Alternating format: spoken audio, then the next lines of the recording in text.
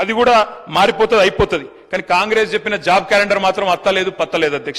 అధ్యక్ష నేను అడుగుతా ఉన్నా, ఈరోజు ఆ రోజు అశోక్ నగర్ కి ఉస్మానియా యూనివర్సిటీకి పరుగులు పెడుతూ పోయినారు.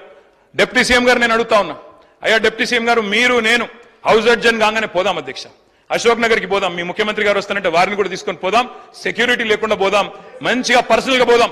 పోయి అక్కడ ఉండే ఏ ఒక్క యువకుడు, ఏ ఒక్క యువతి, ఏ ఒక్క చెల్లెలు చెప్పినా ఒక్క ఉద్యోగం అన్నా ఈ ప్రభుత్వం ఇచ్చిందని చెప్తే నేను అక్కడనే రాజీనామా చేసి వెళ్ళిపోతాను అధ్యక్ష. ఒక్క ఉద్యోగం రేవంత్ రెడ్డి గారి ప్రభుత్వం, కాంగ్రెస్ ప్రభుత్వం వచ్చినాక కొత్తగా ఇచ్చినాము అని ఏ ఒక్క యువతి గాని యువకుడు చెప్పినా నేను అక్కడే రాజీనామా చేసి రాజకీయ సన్యాసం తీసుకుంటా అధ్యక్ష. ఒక్కరు చెప్పినా నేను చెప్తా ఉన్నా అధ్యక్ష, అక్కడే సిటీ సెంట్రల్ లైబ్రరీలో ముఖ్యమంత్రి గారికి, ఉప ముఖ్యమంత్రి గారికి మా పార్టీ తరపున, తెలంగాణ యువత తరపున 1,00,000 మందితో పౌర సన్మానం కూడా పెడతామని చెప్పి నేను చెప్తా ఉన్నా అధ్యక్ష. అన్ని కూడా ఉన్నాయి. మేము అనుకున్నాం నిజంగా అద్భుతంగా ధనిక రాష్ట్రం ఉంది, రైతులకు ప్రజలకు అన్ని ఇద్దామని.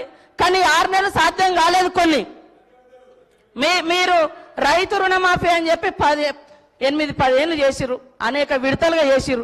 మేము ఒక్కొక్కటి చేస్తున్నాం, ప్రజలు సంతృప్తిగా ఉన్నారు. కానీ బాధంతా మీకే కనబడుతుంది. 3 నెలల ఎలక్షన్ కోరికే పోయింది సార్, అది కూడా తెలుసు. కానీ పదే ఇవ్వలేదు. ఇవ్వకుండా మాకు ప్రజలు బుద్ధి చెప్పేటప్పుడు చెప్తారు.